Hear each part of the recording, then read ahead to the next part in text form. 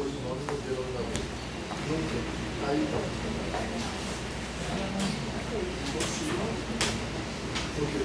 Pronto, pessoal, então voltando ao que a gente estava falando na primeira parte da aula. Esse autor aí, que é o Antônio Novo, ele fala muito assim, como eu estava falando antes, da profissão docente, né? Assim,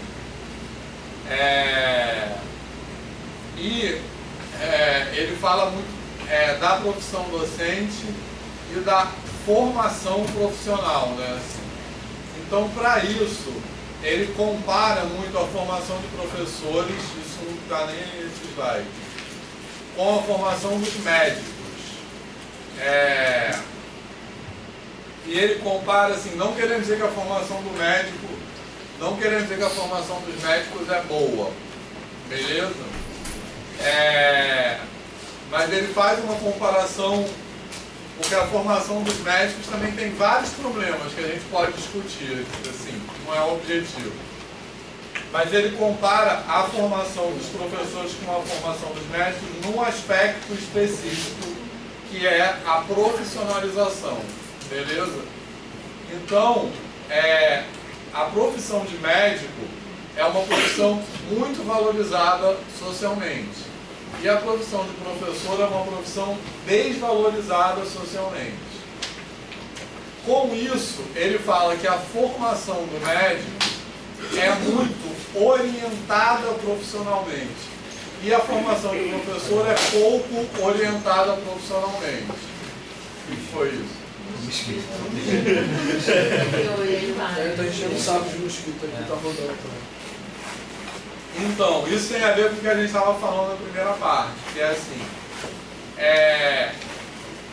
a formação, o que quer dizer que a formação do médico é muito orientada profissionalmente? Que quando a gente pensa no currículo da formação de medicina, uma coisa tá ou não tá no currículo é colocada com o critério de o que aquela pessoa vai ter que fazer depois de formada. Beleza? Isso quer dizer que é muito orientada profissionalmente. Que aí a gente pode até discutir que isso está certo ou está errado. Assim, que a profissão de médico está certa ou está errada. No meu ver, está errada, tá? Mas isso não vem ao caso. O fato é que existe uma visão da profissão de médico e essa visão é usada como referência para o currículo de medicina. Beleza?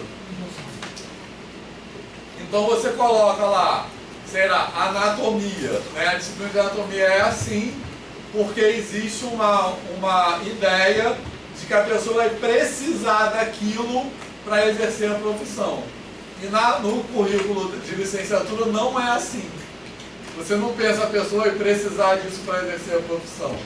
A gente coloca ou não as coisas no currículo com base em outros critérios, por exemplo, aqueles que eu falei no começo, de experiência, preferência ou tradição, né? Então, perceberam a diferença disso? Isso é mais um sintoma de como a profissão não é reconhecida como uma profissão. É reconhecida como algo que qualquer um pode fazer. Beleza, pessoal? Fez sentido? Bom, alguém quer falar alguma coisa? Isso também como a importância de um estágio, né, para a nossa formação. Verdade. Então, o estágio que vocês vão fazer depois é uma componente curricular, né? Quer dizer que ele... Às vezes as pessoas perguntam assim, esse estágio que uma coisa é o estágio opcional que você faz, outra coisa é o estágio curricular. E às vezes as pessoas perguntam assim, eu posso fazer um estágio tal e descontar? Não, não pode. Porque esse estágio que vocês fazem, que é obrigatório, é supervisionado.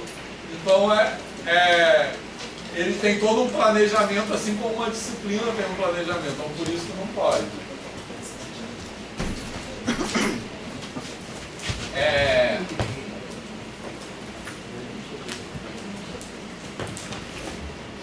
Aí,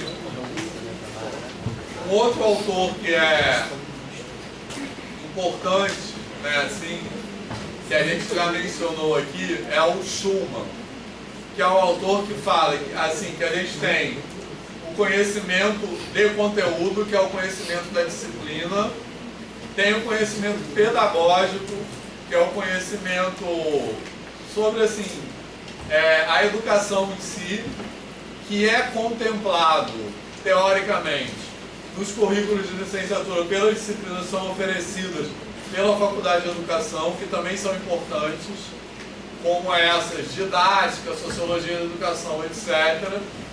E tem um terceiro tipo de conhecimento, que é o conhecimento pedagógico de conteúdo, que é o conhecimento voltado para o ensino, mas ele é um conhecimento do conteúdo. Então, o Schulman, ele define o conhecimento pedagógico de conteúdo como o conhecimento sobre os aspectos de conteúdo que são relevantes para o ensino. E ele fala que isso é diferente de saber o conteúdo por si só. Então, o que ele fala é que saber o conteúdo por si só é diferente de saber o conteúdo para ensinar para outra pessoa. Beleza? E ele define assim: o conhecimento sobre aspectos do conteúdo que são relevantes para o ensino. Beleza? E aí, eu vou dar um exemplo disso, assim, do que a gente quer dizer com conhecimento pedagógico. Tem vários exemplos, alguns que a gente já falou aqui, mas o que a gente quer dizer com conhecimento pedagógico do conteúdo? Quer dizer o seguinte, que não é assim, não tem como e não é relevante a gente procurar uma fronteira para onde termina o conhecimento de conteúdo e onde começa o conhecimento pedagógico de conteúdo. Porque o conhecimento pedagógico de conteúdo, ele não é uma categoria diferente, ele é uma forma de olhar para as coisas, beleza? Então, esse exemplo aí que eu queria dar disso, tá dando para enxergar isso aí? Então, de um lado, a gente tem uma conta de divisão e a gente tem um algoritmo, né, uma estratégia para resolver essa conta, que é chamada estratégia por ordens, beleza? Que é a estratégia convencional, tipo, como a gente aprende mesmo, fazer uma conta de divisão daquela maneira mais assim usual, certo? E do outro lado tem a estratégia que a gente chama por estimativas. Vocês estão entendendo o que essa pessoa, como essa pessoa está fazendo essa conta? Então, é por estimativas, que é por chute mesmo, beleza? Então aqui, ó, a pessoa pega 4.228, divide por 6 e dá 500. Né? A pessoa coloca 500 aqui. Aí a pessoa multiplica 500 por 6, dá 3.000, subtrai e continua dividindo. Aí, em vez do 500 poderia ser outro número aqui, só poderia colocar o 500, ele poderia botar 400, por exemplo. Beleza? Então, aí ele multiplicaria e continuaria. Então, esse 500 é um chute, como ele poderia colocar outro chute qualquer. Beleza, pessoal?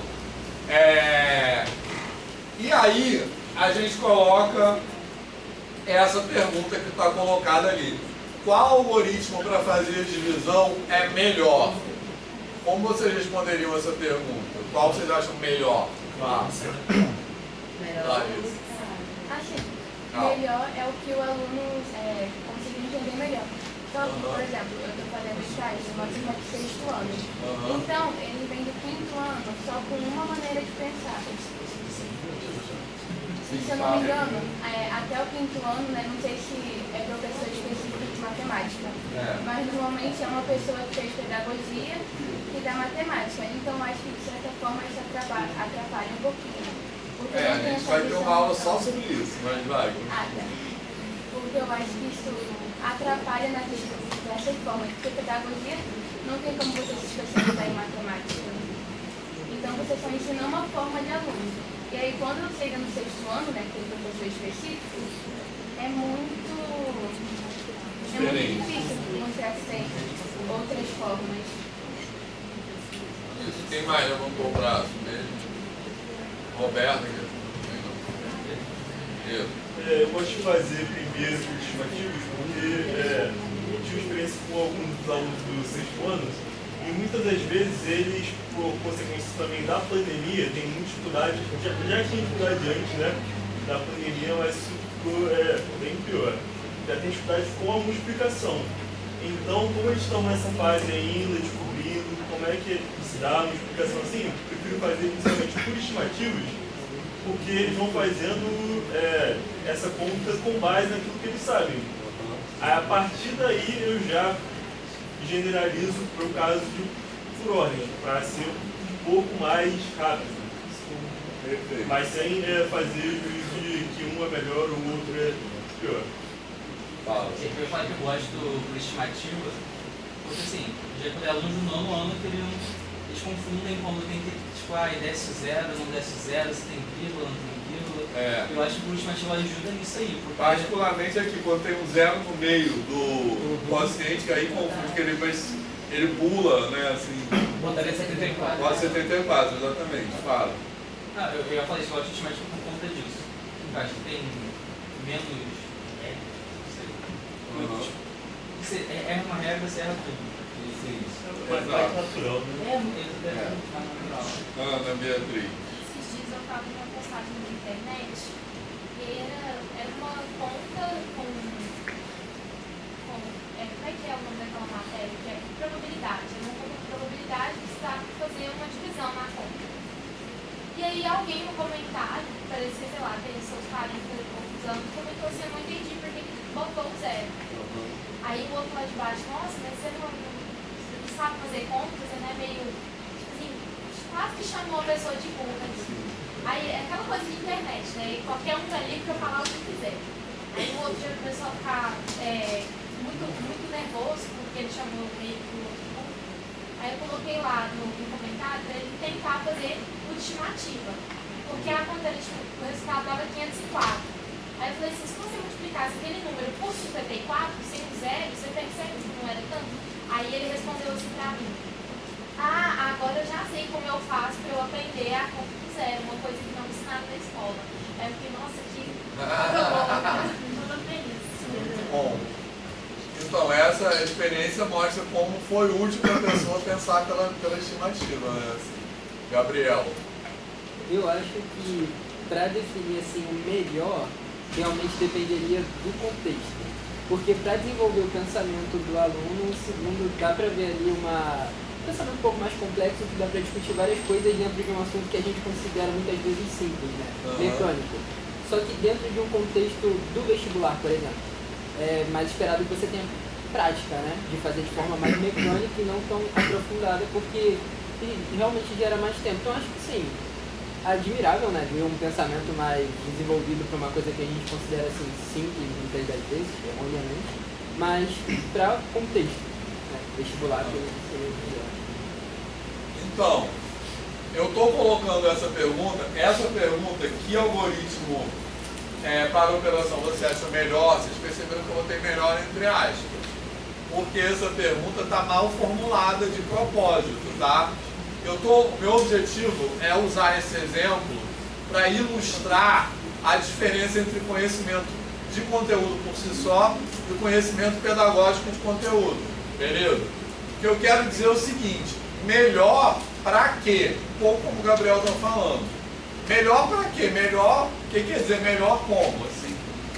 Então, se a gente, preste atenção, se a gente pensa, se a gente tenta responder essa pergunta com base no conhecimento de conteúdo por si só, uma resposta admissível é a seguinte: o algoritmo por ordens é melhor porque ele leva ao resultado numa quantidade menor de passos. Beleza? Mas se a gente responde essa pergunta com base no conhecimento pedagógico de conteúdo, essa resposta que eu acabei de dar não é aceitável. Beleza? Porque ela considera só o conteúdo. Então, essa é a diferença que eu quero dizer entre conhecimento pedagógico de conteúdo e conhecimento de conteúdo. Beleza? Não é assim, você separar as duas coisas, assim, mas é uma forma de olhar que você tem para as coisas. Beleza? É como você olha para aquilo. E, de novo, isso remete àquilo que a gente falou no começo da aula, que quem tem que estar no centro é a pessoa, não o conteúdo. Então, quando a gente pensa, e repara, esse é um conhecimento sobre o conteúdo, mas é um conhecimento sobre o conteúdo com o objetivo de ensinar. Então, é um conhecimento sobre o conteúdo que leva em consideração como a pessoa está pensando. Isso apareceu na resposta de vocês, né? Quando o Pedro falou, porque ele faz a multiplicação, etc. Beleza, pessoal? Certo? E outra coisa que eu acho que é importante nesse exemplo, que é o seguinte: uma pessoa, é muito comum errar isso aqui, né? Porque esse, em particular, quando o paciente tem um zero no meio, que a pessoa pula esse zero, né? Isso é muito comum, assim. E a pessoa pode fazer isso aqui tudo certo, beleza? O passo a passo todo certo, sem entender nada do que ela está fazendo. Vamos lá. Fala. Não, vai falar isso porque, inclusive, o curso de estimativa, ele dá mais autonomia no processo de resolução do aluno, porque ele tem que usar a própria criatividade, escolher um número e, a partir desse número, fazer uma conta, ele cria o algoritmo dele. E não seguir um passo não é a um passo. troço pronto que ele faz um passo a passo sem pensar muito no que está fazendo. Ele tem que pensar. O estimativo ele tem que pensar. Criar, né? Exatamente. Então, esse algoritmo por ordem, é isso, a pessoa pode fazer aquilo sem entender nada, nem entender o que é divisão, né, assim. E aí pode cometer aquele erro de pular o zero da 74, beleza? Mas o algoritmo como estimativa é muito menos provável que isso aconteça, pelo que a Roberta falou, porque a pessoa, é como se a pessoa tivesse mais autoria, porque não tem uma coisa, como é que se diz?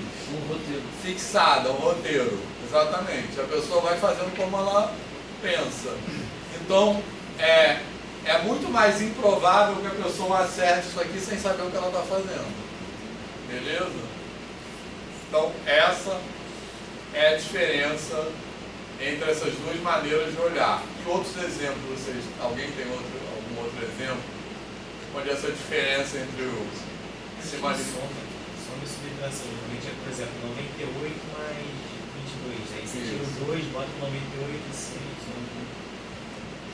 A soma de frações, por exemplo, denominador diferente, em vez de fazer o MMC, fazer o processo todo mecânico, talvez levar o aluno a pensar na equivalência de frações, como outras formas de transformar as frações em frações com denominadores iguais.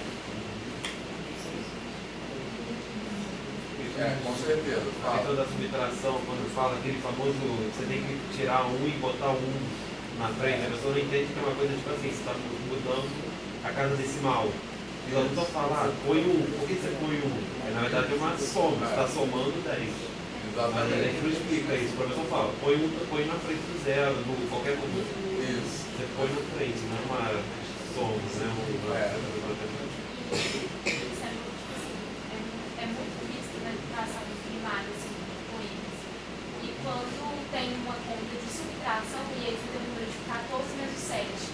E aí você tira um da dezena e bota um lá, e ele fica 14 menos 7. Não faz sentido. Que raiva. Pois é. Então, esses são todos exemplos disso, né? Assim. Fala. O trabalho é doido, pegar emprestado aqui para emprestado. Então esse pedir emprestado eu acho muito louco, né? Porque parece que você vai devolver depois, né? Muito inapropriado. Menos. Fala, Gabriel. Tem um outro exemplo que eu acho muito legal, né? Foi na disciplina de introdução ao cálculo mesmo. A gente tinha que pegar uma fração, por exemplo, uma subtração de frações, e desenvolver métodos para poder resolver fora do tradicional, né? E aí, nesse meio tempo, eu estava vendo que você fazia, por exemplo, um 5 sobre 8 menos um 3 sobre 5. Você pode inverter a fração subtraindo as diferenças, né? O quanto falta para chegar naquele denominador. E até hoje eu fico meio assim sobre a lógica disso, né? Fazer a diferença da diferença, mas é que mantém ali uma proporção. Então, tipo assim, é uma outra forma de fazer, se você quiser trabalhar com números menores, não faça muita diferença no nosso método prático, né? Mas ainda assim, é uma outra forma de fazer que geralmente a gente não pensa que pode manipular dessa forma, né? Então, isso é quando tem uma proporção, né, que você está falando. No caso, por exemplo, a gente tem ali 5 sobre 8 e ali menos 3 sobre 5. De 5 para 8 faltam 3. Então você pode fazer ali, do 3 por 5 faltam 2. 2 sobre 5 menos 3 sobre 8. Dá no mesmo que fazer. Você só inverteu a diferença da fração. Claro. Não estou conseguindo visualizar. Mas Se eu quiser ir lá no quadro. na verdade, o caminho de colocar me perdi essa hora. É meio então explicar. Quer que vai. Sim. Então, um piloto aqui, ó, vai lá.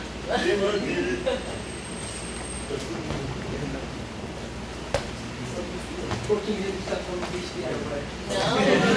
Não, pega ali, ó. Não sei se algum desses O que a gente tem discutido nas aulas. Não é algo. Se errar, eu estou com ponto médio. Se acertar e não é ponto extra, jamais. Você pode pegar tipo a diferença de 3 para 5 falta 1.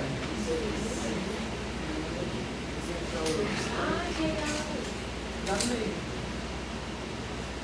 Não sei pra até onde funciona, mas eu acredito pra você. Mas Qual é a lógica matemática? É justamente isso. Não tem. Eu tô falando. Vamos pensar. Eu não É sei. macete? O que você fez? Faz de novo aí. Não, tava fazendo e eu percebi que funciona quando a gente inverte, mas faz a diferença do tempo que falta. Mas quando Alguém qualquer conseguiu um resultado subtração pra mim? faz isso, Tecnicamente, se fosse, por exemplo, aqui um número 6, você só teria que fazer o quanto falta para chegar no 8. No caso, ele tá certo? O 2 tá é certo. o Só 2 não, versus o 3 chega pro 5. Agora eu vou abrir essa. O 3 É, é isso aí, eu vou chegar no 5, falta 2. Aí vira 2 quintos. Aí você inverte. Aí 5 vai chegar no 4. Aí. Ah, por que inverte? Isso que a gente Porque vai. inverte porque aqui acho que a gente está comparando. mas você está fazendo a subtração, né? Ainda está fazendo, dando um resultado. É isso eu sei. Eu ainda não sei a lógica disso. Eu não pesquisei também, estou tentando descobrir. Não, só fui testando e aí. Mesmo resultado, né? Dá o mesmo resultado. E funciona, se quiser mudar a proporção, só tem que dá um inverter para polinomio. poder manter.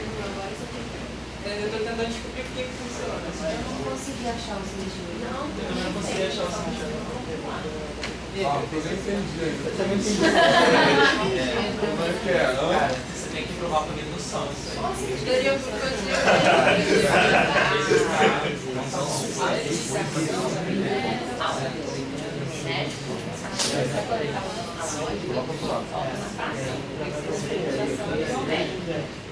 Tá, peraí. Calma.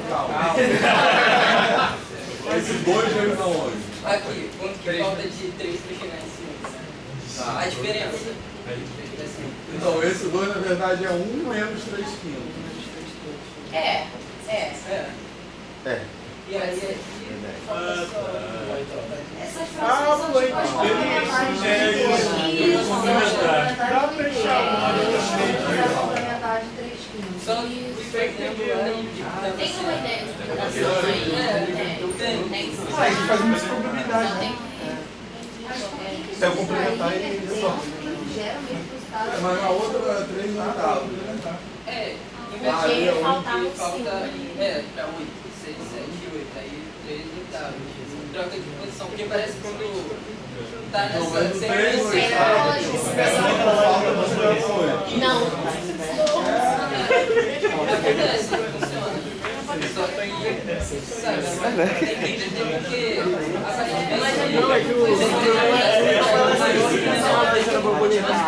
A criança quase mata ele.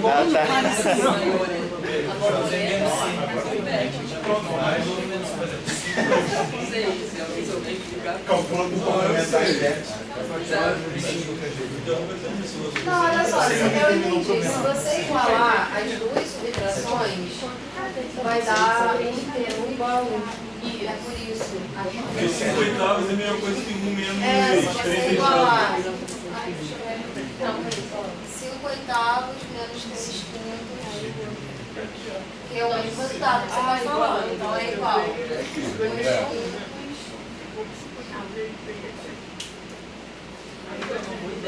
2 quintos menos 3 oitavos, se você trouxer pra cá, vai ficar 1 igual a 1, exatamente.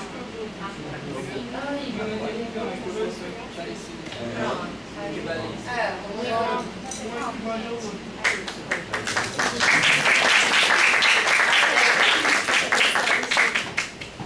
Então, mas na verdade, assim, bom, tem conhecimento pedagógico de conteúdo tem a ver com isso.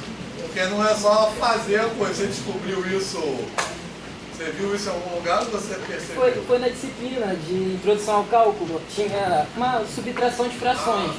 Aí tinha lá, você pode usar tanto o método tradicional quanto um outro método. Eu falei, cara, como subtrair frações de outro método? E eu fiquei insistindo, e eu sempre chegava naqueles métodos, multiplicação cruzada, MMC, só que fazendo de uma forma diferente, só que sempre levava a mesma coisa.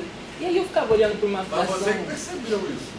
Ficava olhando para uma fração muito feia, eu falava, número primo, por que eu trabalhar com isso? Eu pensava, e esse número se chegasse um pouquinho mais perto, eu não posso somar um, depois tirar e fui mexendo. E aí eu fui lá desse negócio de... Primeiro eu não inverti, eu só fazia a diferença da diferença. E eu vi que dava um resultado parecido assim com uma proporção, mas não tinha nada a ver. Aí quando inverti, deu certo, falei, o que está acontecendo? Que bruxaria é essa? Então, quando ele faz... O que isso tem a ver com o conhecimento pedagógico de conteúdo? Porque não é só verificar que um procedimento dá certo. É entender por que aquele procedimento dá certo e não só isso, mas entender como aquele procedimento pode ajudar um aluno a pensar. Beleza? Então, olha só. Além do 1 igual a 1 que a Roberta falou, quando ele fala o que falta para chegar a 8, deixa... Esquece aí de novo, Pedro.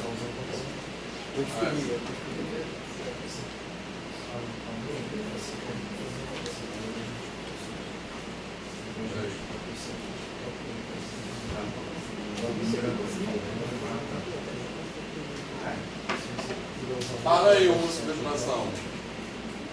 Essa 5 sobre 8 menos 3 sobre 5. Menos 3 sobre 5, certo? Então, como ele faz? Aqui é o que falta para chegar a 5, beleza? Certo? Mas o que falta para chegar a 5 é a diferença entre essa fração e 5 quintos. Concorda? Beleza? Então, quando, tipo assim, o 2 quintos tem o 3 quintos, o 2 quintos é o complemento daquela fração para chegar à unidade. Tá beleza? Isso. Certo? Então, quando ele substitui aqui por 2 quintos, ele está substituindo por 1 menos 3 quintos, concorda? Beleza? E aqui a mesma coisa. Tá? Qual é a função? A fração complementar dessa para chegar na unidade é 3 oitavos. Então, quando ele substitui por 3 oitavos, ele está substituindo por 1 menos 5 oitavos, tá beleza? Certo? Então, esse 1 cancela e vai dar isso aqui certinho. Beleza?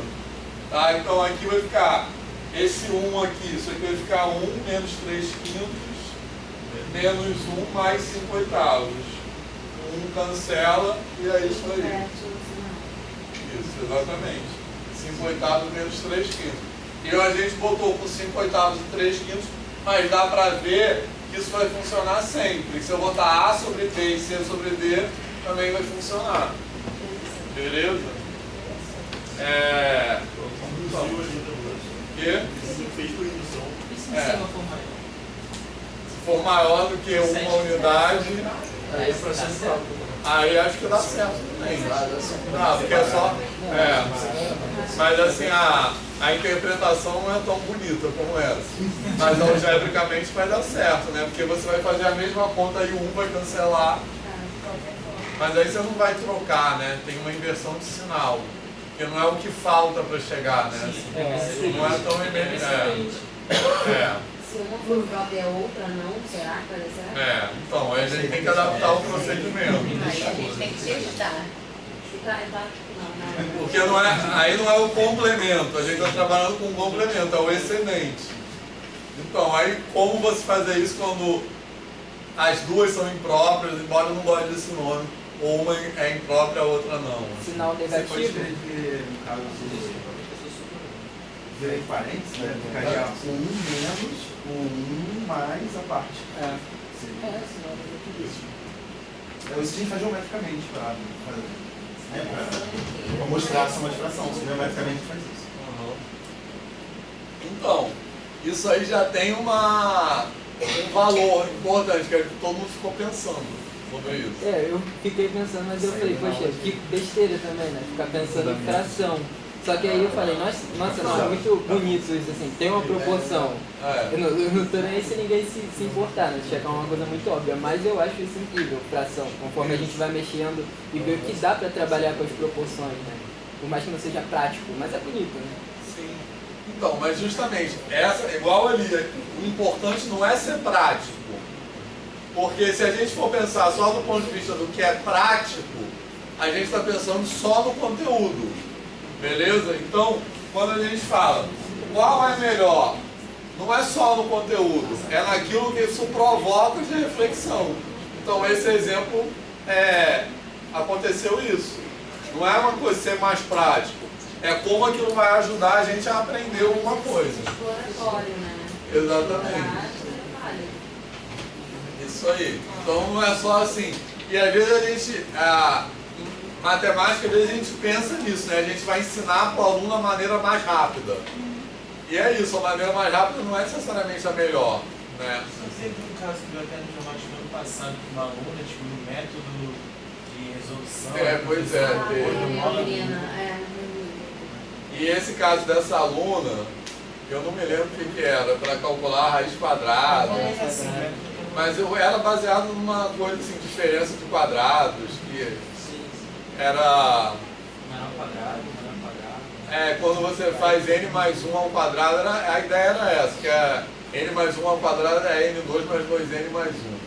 O método dela se baseava nisso, mas ela olhou isso de uma maneira diferente, assim. Vocês lembram desse negócio que apareceu na televisão? Era um método para calcular a raiz quadrada, mas se baseava nisso, de números grandes. E aí, essa aluna teve uma coisa muito legal, que ela deu uma entrevista, e ela falou assim, que bom que me ouviram, assim, porque o professor, isso ficou conhecido porque o professor deu atenção a ela, né, assim, porque ela poderia ter falado isso, e o professor falar, isso é besteira, vamos fazer aqui o exercício, né, assim. E isso nunca teria... Falar que está errado. Falar que está errado, porque ela fez uma coisa diferente. E falar assim, uma coisa que acontece muito, isso aí não interessa, vamos fazer isso aqui, vamos seguir a matéria. Né, assim. E aí, isso faz a gente pensar o quantas vezes isso acontece, o aluno fala uma coisa super legal e o professor não escuta o aluno. Isso deve acontecer muito. Né, como aconteceu com essa menina e o professor escutou, para cada vez que isso acontece, deve ter 100 que o professor não escuta. Né, assim. Tem aula aqui que a gente evita até perguntar, porque a gente já sabe qual vai ser a reação do professor, a gente não pergunta. Às vezes a gente sabe cooperar, né, participar, mas a gente nem fala que é já para não ter o estresse. Porque o professor fala o quê? Não, essa a história logo pra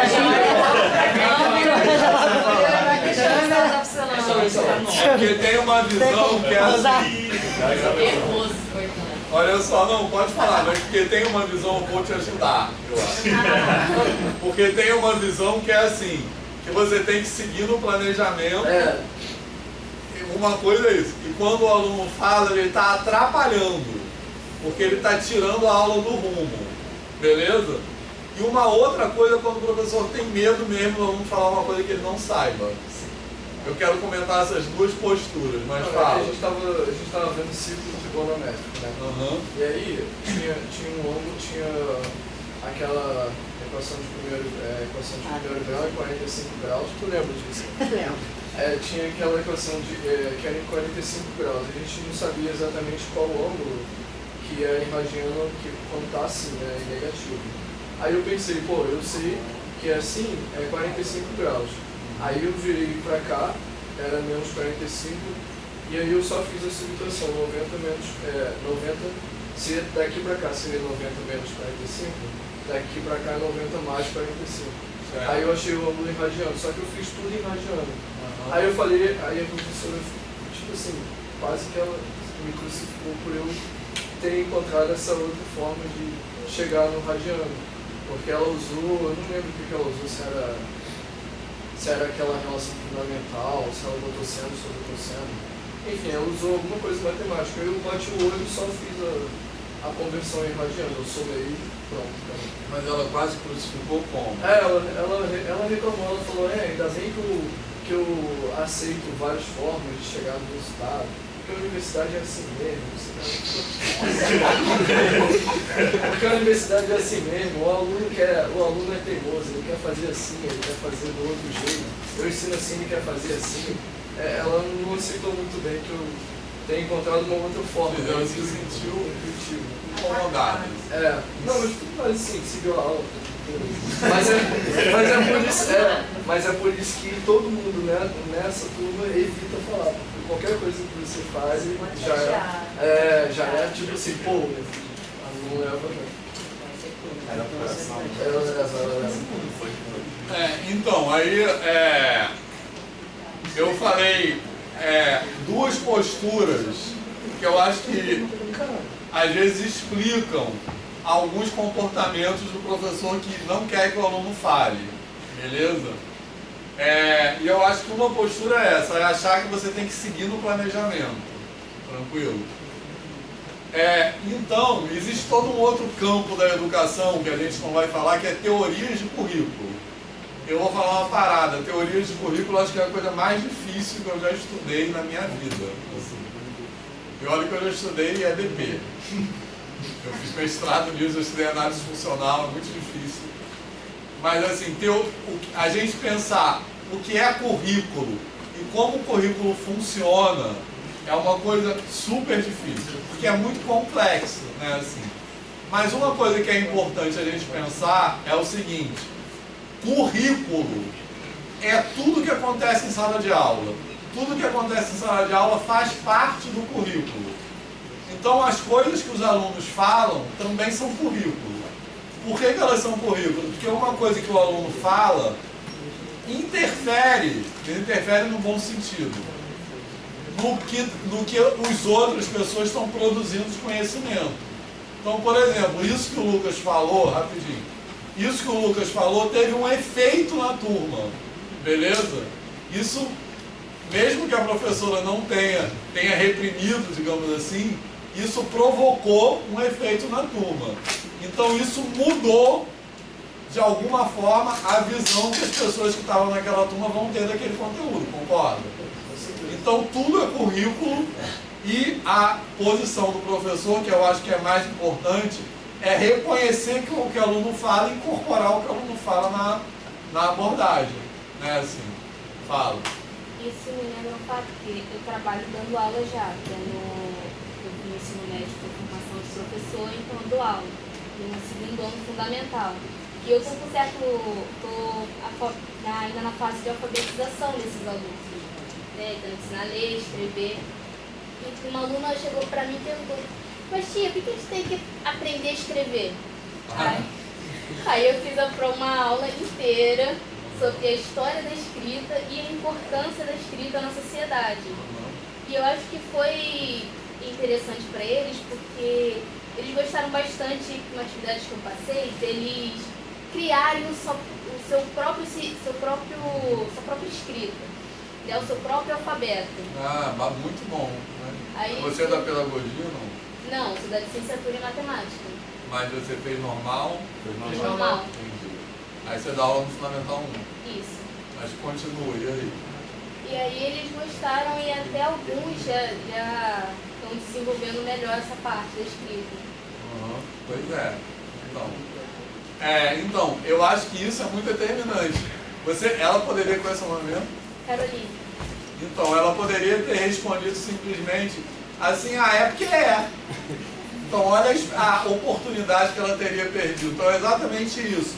O que o aluno fala tem que ser legitimado e tem que ser incorporado na abordagem, né? Fala. Quando eu estava no ensino médio, no vestibular, terceiro ano, tinha um amigo meu, que ele até estudou aqui na UFRJ, ele tinha encontrado um método para se calcular basicamente os números primos. Eu não me lembro porque isso tem 10 anos. Tá? E aí ele chegou para falar, eu tinha 2 professores de matemática, né, matemática 1 e 2, e aí ele chegou para falar com esse professor de matemática 1, e ele olhou e falou, legal, e foi. E quando ele foi falar com outro professor, o professor de matemática 2, ele se interessou, inclusive ele foi falar com um ex-aluno dele que cursava matemática aplicada aqui. Ele veio, conversou tanto comigo quanto com ele, e esse meu amigo, ele veio fazer matemática aplicada por causa disso. E assim, ele ama matemática, ele ama o... Já se formou ou não? Ele está fazendo doutorado no Canadá. Pois é, esse exemplo é Gustavo, né? É Gustavo. Então, esse exemplo, eu acho que ele ilustra também outra coisa, que é uma coisa que eu falei bem no começo da aula de hoje. Como o feedback que a gente dá para um aluno pode mudar a relação que aquele aluno tem com a disciplina. Então, imagina se for só outro professor falar, tá, beleza, tá bom.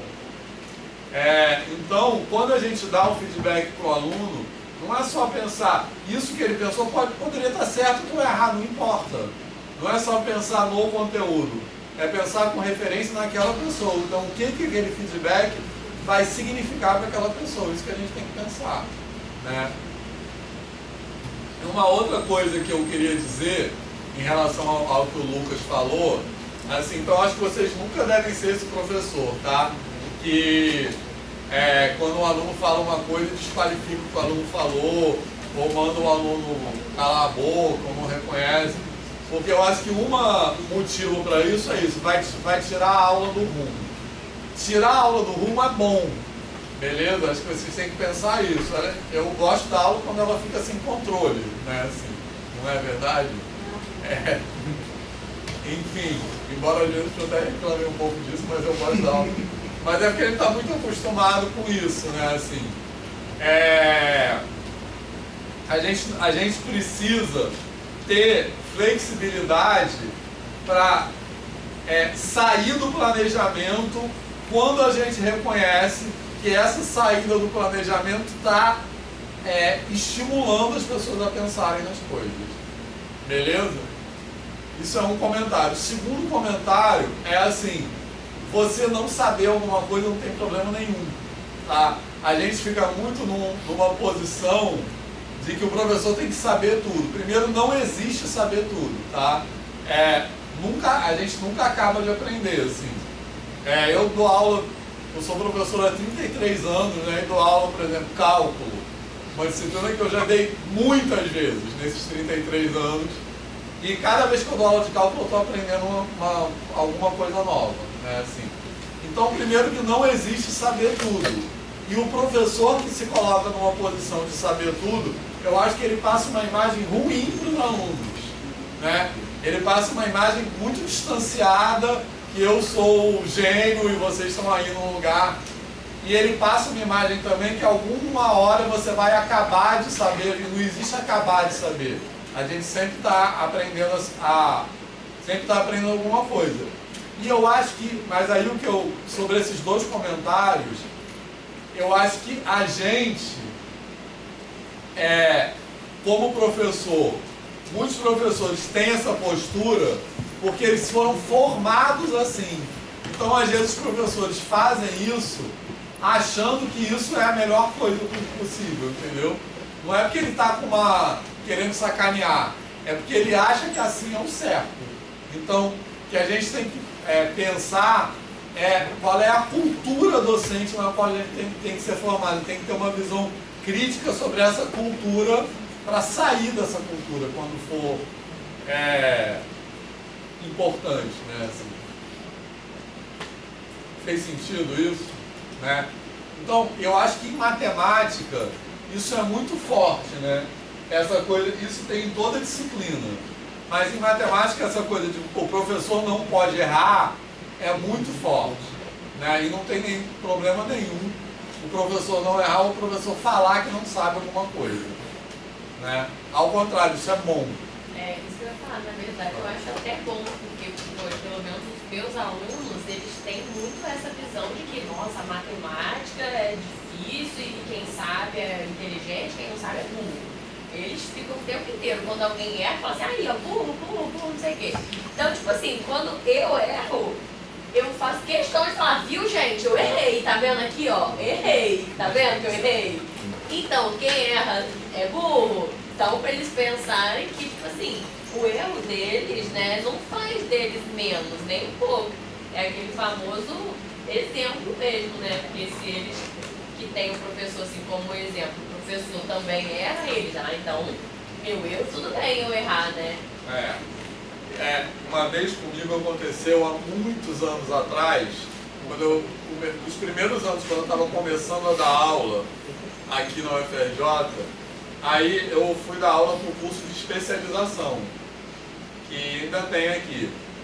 Então, eu era bem jovenzinho assim, e eu fui dar aula para professores da educação básica que estavam fazendo especialização, era uma aula de cálculo.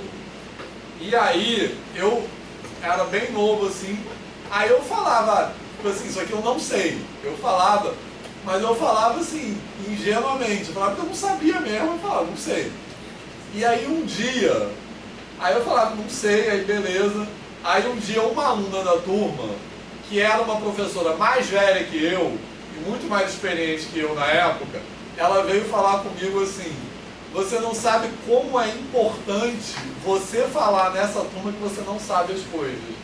Porque as pessoas que estão ali, que são professores da educação básica, eles acham que eles têm que saber tudo. Então você falando que você não sabe alguma coisa, como se você está assim, você está liberando eles. Está permitido não saber. Permitindo não saber. Porque eles falam assim, um professor da universidade que fala que não sabe, então eu também posso falar. Assim, aí depois que ela falou isso, aí eu comecei a fazer isso intencionalmente. Assim, até hoje. Eu faço isso aí que eu dou bastante ênfase mesmo, para marcar que é isso, que não tem problema. E depois eu comecei a prestar atenção e, de fato, quando eu falava que eu não sabia, tinha uma reação, assim, sabe? Fala, Gabriel. Eu acho que para a matemática de hoje existe um comportamento que me incomoda bastante e que, assim, seria essencial que mudasse, né? Porque é aquele comportamento de, por exemplo, eu participava, né, de um grupo de exatas. E lá eles lançavam questões de matemática e deixavam os membros do grupo se reunir para resolver. Só que uma coisa... Isso. Só que uma coisa começou a me incomodar muito, né? Porque lançavam uma questão e o pessoal não se reunia para discutir qual era o método mais criativo, qual era o método mais elaborado. Alguém lançava uma resolução e vinha alguém atrás. Nossa, você fez tudo isso para chegar no resultado? Era só fazer isso. E aí lançava uma fórmula... quem era mais inteligente. Lançava uma fórmula compilada. Que assim, o que o cara fez estava certo também. Era a mesma coisa, só que era uma versão expandida ali, passo a passo. E aí quando alguém tinha dúvida, a pessoa chegava lá e jogava a fórmula com a resposta. Eu olhava aquilo e falava, a pessoa não tem dúvida porque ela está precisando da fórmula, né? A fórmula ela consegue achar na internet. Ela provavelmente quer que você destrinche a questão para ela. E esse é um comportamento que eu vejo que se repete muito. Matemáticos dizendo para outros matemáticos, você fez tudo isso, o que seria tudo isso para chegar numa questão, numa resposta? É aquela relevância que dá para o resultado. E aí a gente acaba chegando muito naquela discussão que a gente teve, que até, acho que é o Yuri, né, falou que a gente não tem que olhar para as ferramentas da matemática e pensar, tá, mas para que eu vou usar isso? Porque esse método de ensino de um resultado reforça muito essa questão de precisa usar para alguma coisa, porque você precisa ver um resultado. Só que esses dias não, hoje, estava vendo um vídeo no YouTube e um professor falava sobre a questão dessa matemática, né, que precisa de uma utilidade na sociedade, na sua vida, e usava um exemplo da academia. Quando você levanta 100 quilos ali, você em nenhum momento da sua vida vai se colocar na mesma posição e levantar esse peso. Só que isso tudo é um preparo para você poder desenvolver a musculatura. Ou seja, essas matérias, esses conteúdos, né, que a gente aprende na matemática são justamente para desenvolver alguma coisa lá na frente. Então não é que você vai ter uma aplicação prática, mas até para a academia de filosofia, acho que de Platão, a matemática era um requisito para começar no pensamento filosófico, não porque eles iam fazer contas, iam usar de forma prática, mas aquilo desenvolvia alguma coisa que iria servir para o pensamento filosófico. Então assim, a gente acaba encontrando uma utilidade indireta na coisa. Exatamente. Aí eu recomendo um livro que eu acho que todo mundo deve ler, um autor que é o Ailton Krenak. Quem já ouviu falar? Então, que é o primeiro indígena a ser da Academia Brasileira de Letras, né? Assim, e ele tem, eu acho que ele é um intelectual muito importante hoje, e ele tem um livro que ele fala assim, a vida não é útil. É um dos livros dele, né? E ele quer dizer que a gente está, na nossa sociedade ocidental, a gente está muito fixado em querer dar uma utilidade para as coisas. Tipo assim, eu tenho que trabalhar para ganhar dinheiro, para ficar rico, então tudo que eu estou fazendo é para chegar a algum lugar. E a gente não precisa chegar a algum lugar, né? Claro que a gente está falando assim, que ganhar dinheiro não é importante, não é isso. Mas é quando isso vira uma obsessão, né? Assim, que você tem que fazer as coisas por algum motivo. Então, a escola também é assim, né? Assim, a gente não aprende as coisas porque aquilo vai servir para alguma coisa, né? Assim, e o Gabriel usou um exemplo assim, de educação física, né, na academia. Musculatura. Isso, mas eu acho que a mesma coisa para mim faz muito sentido pensar em arte, né? Assim, também. Quando a gente tem aula de arte na educação básica, assim, arte não que eu vou usar, eu vou aprender a pintar um quadro, isso vai ser útil na minha vida. Mas isso vai te formar como pessoa, né? Assim, no meu caso particular, eu penso muito na música, né? Assim, que eu acho que eu já falei isso aqui, né? E assim, mas isso para que serve? Assim, não tem nenhum papel objetivo na minha vida. No entanto, eu sinto que música é um elemento importante para ser quem eu sou hoje. E a matemática tem esse estigma, né? Assim, que a matemática tem que servir para alguma coisa. Né? E a gente precisa se libertar também um pouco disso. Fala. Não sei se o senhor já reparou, mas assim, nas classes sociais mais elevadas, se encontram justamente as pessoas que mais têm acesso a coisas que não são necessariamente úteis. O senhor falou da música, por exemplo, existe um sistema de som chamado amplificador valvulado, que é assim, amplificador valvulado, que é tipo assim, o melhor sistema de som que se possa imaginar. E ricos gastam dinheiro, assim, rios de dinheiro nisso, meramente para ouvir uma música boa, para ele parar dentro da casa dele e ficar lá 1 hora, 2 horas ouvindo música. Isso não vai servir para nada, mas assim, é extremamente importante para isso. Pois é.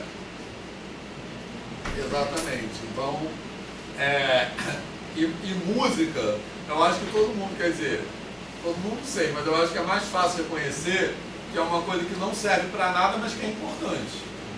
Agora, matemática não, a importância da matemática tem que estar inserida para alguma coisa. Né? Então, acho que a gente tem que sair um pouco desse estigma. Enfim, mas o que mais então? Mais alguma coisa sobre a música? Desculpa, mas acho que a música serve para muitas coisas.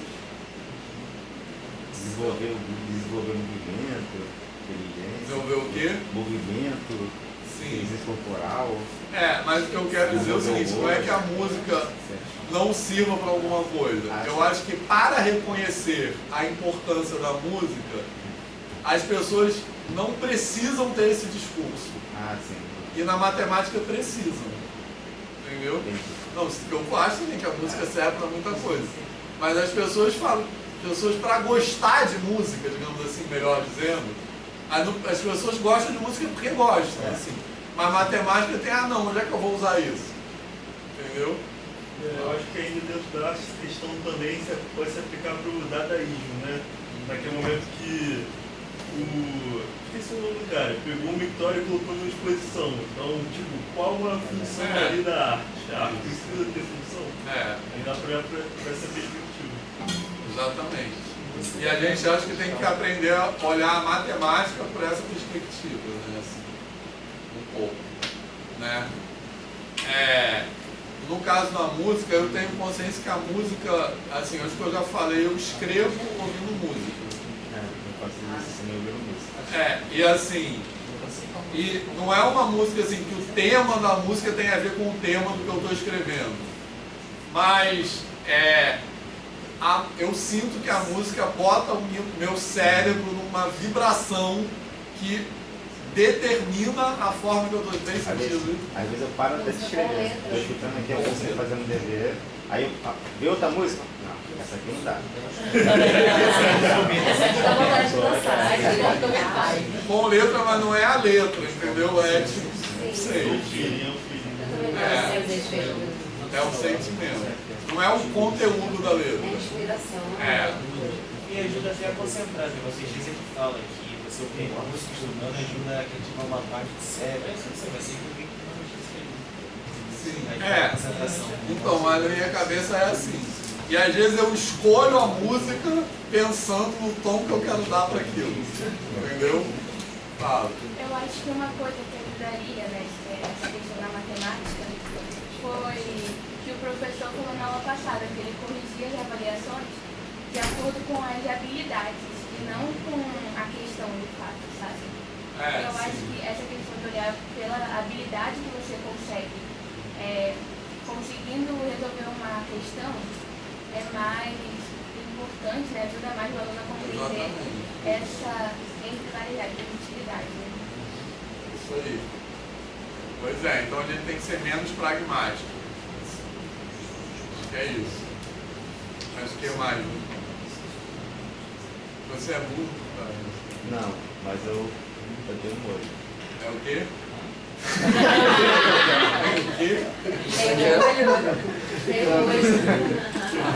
Então você é dançarino? Não, brincadeira, só gosto de escutar mesmo. Então valeu. Então acho que é isso, pessoal. Valeu. Então semana que vem, pessoas com deficiência.